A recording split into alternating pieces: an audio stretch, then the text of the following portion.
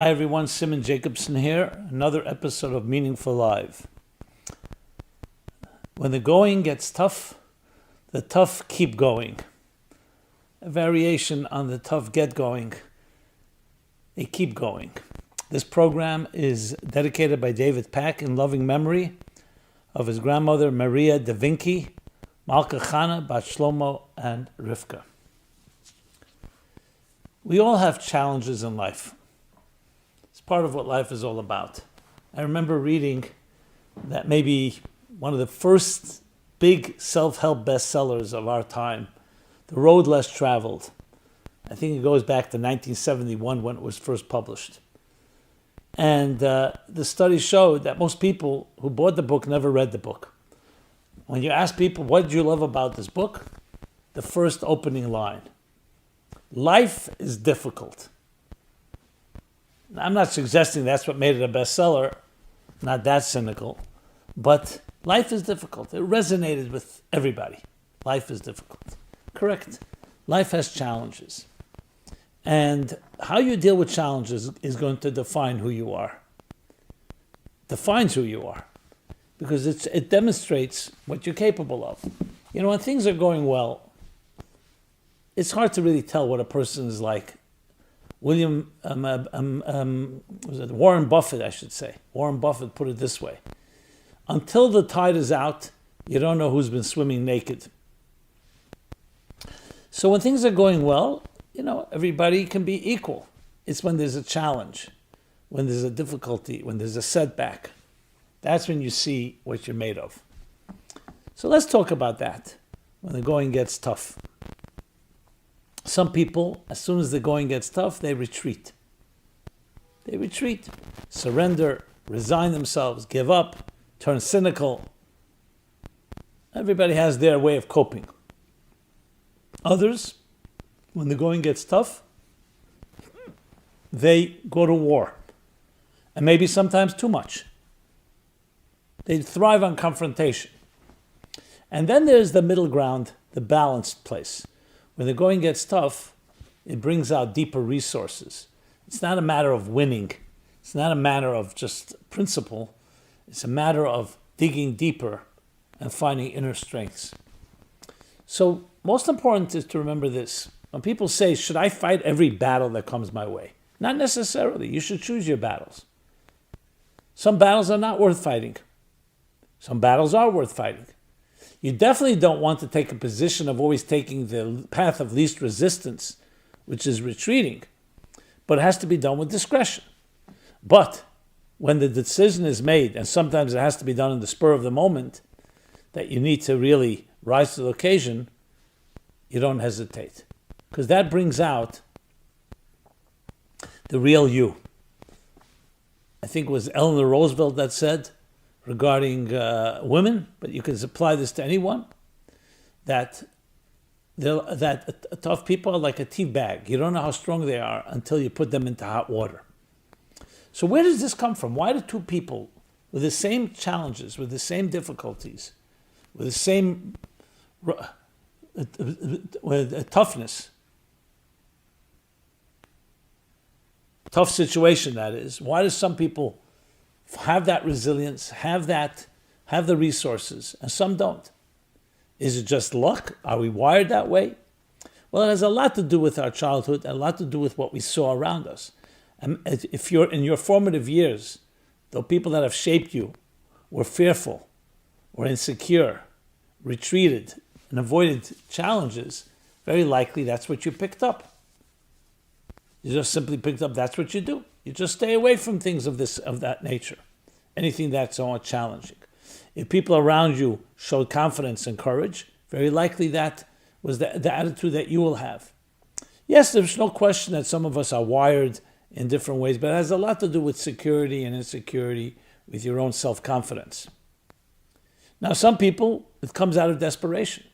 Things have been so bad in their lives that they've developed a certain element of survival instinct where they know they have to fight, the flight or fight syndrome. But as I said, the key is it should come from a strong and a healthy place.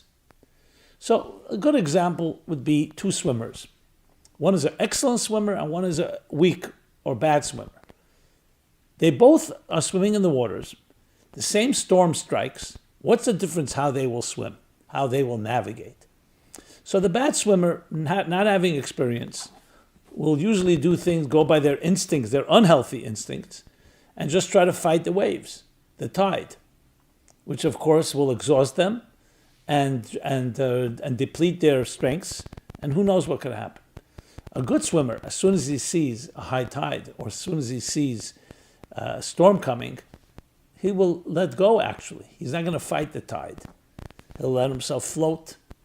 Just like in business, people who are experienced, when there's a downturn, they will use it as a time for introspection, for evaluation, and so on. They're not going to fight City Hall, so to speak. So the first thing is that someone that's experienced knows how to navigate. That's the key, knowing how to navigate. Not that the storm is less intense. Is the results are less intense because you know how to navigate. You know when to go with the flow, and then when to thrust forward when you have that ability. So it's assessing a situation which is critical. And it's interesting that a person who has that, the good swimmer, is actually going to use adversity as a springboard for growth. That's what you do. So it's all about really knowing how to navigate. So knowing how to navigate is a big part of it. Second thing is the confidence that you can get through any situation if you really allow yourself. That doesn't mean it's always going to end up the way you like, but it means that you apply yourself, you'll get through it. I remember my early years, my career, and I began to write, and I came up, as all of us get to a place of writer's block, not knowing how to get beyond that, and you just get so frustrated, you want to give up. And I remember I was sitting and writing something I had to write. It was late at night, Saturday night. And I kept, those days it was a typewriter, I kept taking the first draft, the first page, crumpling it up in a ball, throwing it in the garbage pail. And I had a garbage can filled with these first crumpled drafts. There were no word processors at the time. My father, for some reason, got up early that night, maybe 4 a.m., and he sees me frustrated and like really down. And I said to him, I don't think I can do this. I don't think I can do it. And he said to me, as a seasoned veteran that he was, he said, you keep at it. Don't stop. You keep doing it. It'll take time. It's going to be frustrating. It's always going to be difficult to write, even in 30 years from now. The only difference is that you'll know then that you could do it because you did it before. So I took that lesson. I never forgot it. I tried till 6 a.m. 6 a.m., that first page started coming out half decent. But I remembered over the years, it never got easier. It's not like I suddenly figured out that it's so easy to write. Sometimes easier, sometimes harder, but I remember that. I remembered I know that I'll get there. There's a light at the end of the tunnel. People who've run marathons, when you hear in sports, experience matters so much, you start saying, what do they have in experience? Einstein experiences teaches you new methods and so on, but experience is something that's more invisible. And that is that you know you can do it. You've been there. If you haven't been there, there's always that creeping doubt that maybe I can't really do it. Maybe it's not for me. Maybe the challenge is too great. But you know you can do it. That helps tremendously because the path has been paved. You still have to get through it. I'm not saying that's easy. So keeping that in mind, another point I want to make, very beautiful Hasidic story parable, I should say. There's a man called Rameir of Primishlan. Primishlan was a city in Russia. Now in those days, especially in the winter, it was freezing cold. He came Friday to a certain town to spend the Shabbat there. Before the Shabbat, he wanted to go and immerse himself in a ritual bath. The problem was the bathhouse, the mikveh, was at the bottom of a very slippery slope mountain. So nobody went in the winter. But he insisted. They said, you can't go there. It's dangerous. It's slippery slopes, But he insisted. 2 cynics decided to follow him because he wasn't a young man. And they followed him and they see he walks down the slope, all intact. One of them slipped and broke a leg, and this one, they couldn't make it. Later that evening in the synagogue, when he came to prayer, they said, how did you do that? How are you able to walk on the slopes, go into the bathhouse, then come back out and walk back without one slip? He didn't slip once. And he said in Yiddish, I'll say it in Yiddish, it has a certain ring to it. Am es zugebunden eben, fällt man nicht unten. When you're bound above, you don't fall below. Meaning, when someone gives you a rope and you're going down, no matter where you are, even if it's dangerous slopes, but the rope that you're holding is keeping you up. It's like someone threw you a life saver, a life raft. What does that mean psychologically? When you're connected to something greater than yourself, you're not just going with your own strengths. You know you're representing a cause. You know that you're doing it for the greater good. That gives you an additional strength that you would not have on your own. And that's something that really is critical. And it applies to everybody. You'll say, 1 second, I may not be a person of faith. I don't know if I turn above to God or to whatever is that higher power. Everybody has that. And look at this. Anyone that's innovated things, you don't think they had setbacks? You don't think they had doubts? I remember once a doctor was to come to my class. He was a research doctor. He had chosen a few illnesses that were more obscure, not so known, that he wanted to conquer in the lab. And he was confident that he absolutely will. And he dedicated his life to it. I don't even remember what they were. Now, he can call himself an atheist, an unbeliever. And I said to him a few times, I said, how are you so sure you're going to conquer this disease? That you're going to find a cure? He said, I'm absolutely sure. I know it. I said, you sound like a fanatic, religious fanatic. Because based on what? Is it logical? Maybe you won't. So he still had faith. He just didn't call it God. He called it nature, medicine, his own willpower, whatever it was. The Wright brothers. Imagine they came to an investor who said, just give us $100. $100 was a lot of money back then. And we're going to build a flying ship. And how heavy will this ship be? 100 tons. I don't know, whatever. What's a plane's weight? And that's going to fly in the sky. Really, very nice. It's a nice fantasy. I am sure they were rejected and laughed at. Fly to fly. And today, airports are entire industries. It's entire cities. Industries upon industries. Because two crazy brothers, I say crazy, I mean that with a certain grain of salt, insisted that we will figure out how to fly. And they didn't say only birds fly. You'll see time and again a mother who won't take no for an answer from doctors who say your autistic child will never have a relationship with you. Just not possible.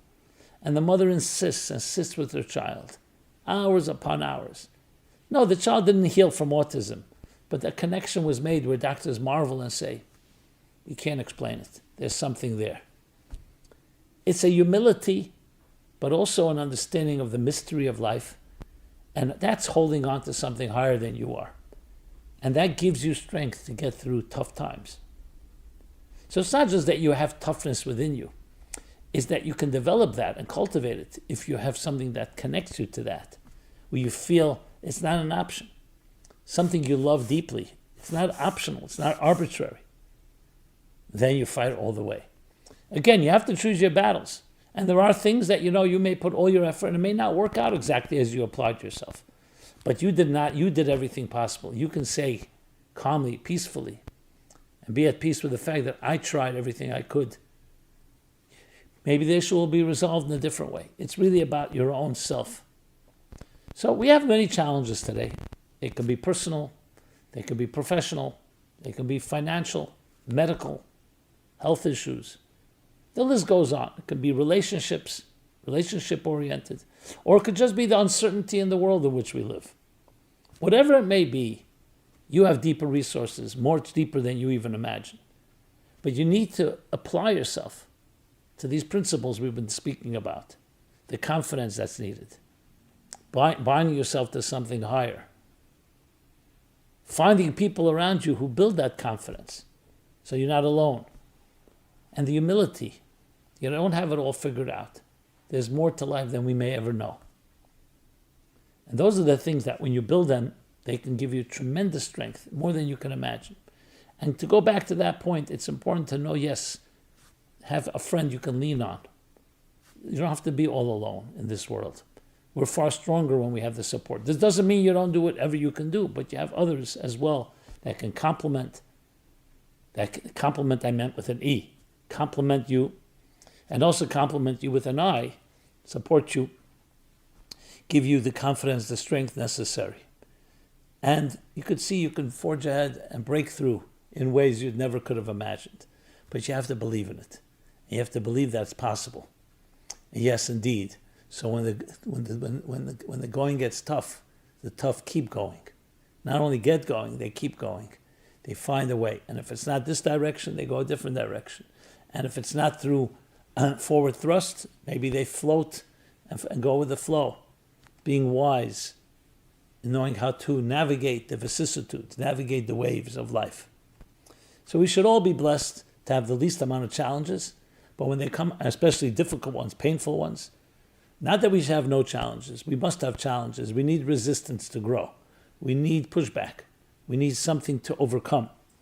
But when we have them, recognize that they're really catalysts. They're sent to you as springboards to propel you to places you never could have reached on your own. Simon Jacobson here from meaningfullife.com. Please subscribe to our offerings, to our YouTube channel. Please share, and love to hear your thoughts, your feedback, your comments. Be blessed and be well.